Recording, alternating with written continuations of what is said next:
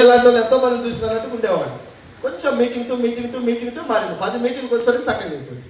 అట్లా దీంట్లో ఉంది, నిజాయితీ ఉంది, నీతి ఉంది. మనం అక్కడ చేస్తే నా ఊరు వరకే నేను ఏమైనా చేయగలుగుతా, అవునా కదా? ఇక్కడ ఎంతో మందికి చేయొచ్చని మనిషి కాలానికి అనుగుణంగా చేయలేదు.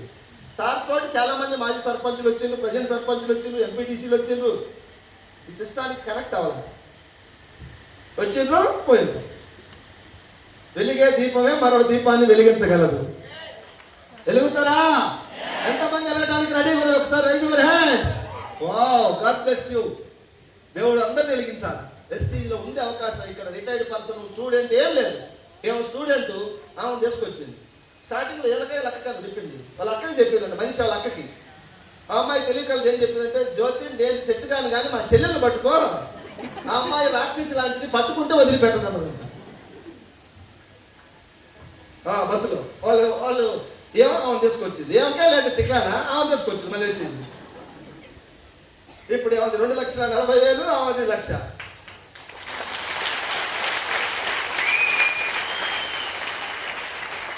అయినా చూసేవాళ్ళు చూస్తున్నారు, దావతలకు పోయేవాళ్ళు దావతలకే పోతున్నారు.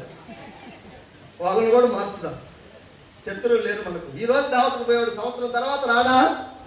ఏదో ఒక రోజు మార్చుదాం. థ్యాంక్ యూ తల్లి. మీ ఇద్దరు నాకు తెలిసి 2 ఇయర్స్లో కరోడ్పతి, ఇద్దరు కోటీశ్వరుల బిడ్డలు వెస్టీజ్ ద్వారా. Thank you madam. కూర్చో. వాళ్ళు ఏముంది సార్, వెస్టీజ్ నిలిపెల్లా నింపుకున్నారు. ఏ మీటింగ్కు మిస్ కాలే వాళ్ళు.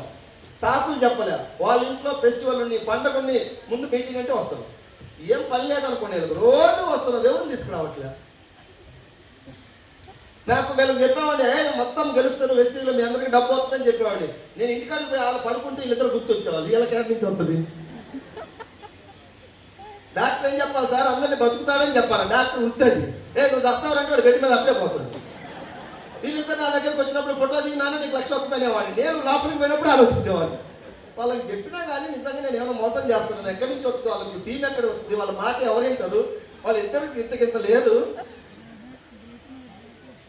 అయితే దేవుడికి కోరుకుండేవాడిని, దేవుడా ఈ భారం అంతా నాది కాదు, నువ్వే మొయ్యాలి, నమ్ముకున్న ప్రతి బిడ్డను నువ్వు గెలిపించాలి, నీ బేదగా భారం వేస్తున్నావు అని చెప్పేసి దేవుడికి మనం చెప్తున్నాం.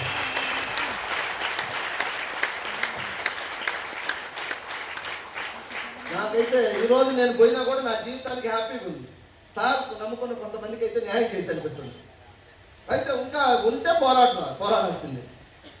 డబ్బు గురించి నాకెంత వచ్చింది, మాకెంత వచ్చింది, ఎవరు వీళ్ళందరూ కూడా అది చెప్తున్నారు. ఎంత వచ్చినా మనం నిరంతరం మన అజెండా పోరాటం అని చెప్తున్నారు.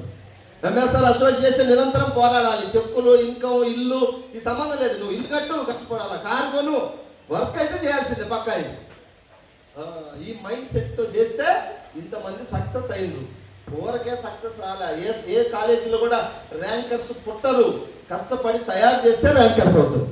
ఎంఎస్ఆర్ అసోసియేషన్ ఇన్ని లక్షల మందికి, ఇంతమందికి డబ్బు ఇన్ని లక్షలు ఎక్కడి నుంచి వస్తున్నాయంటే ఫౌండేషన్.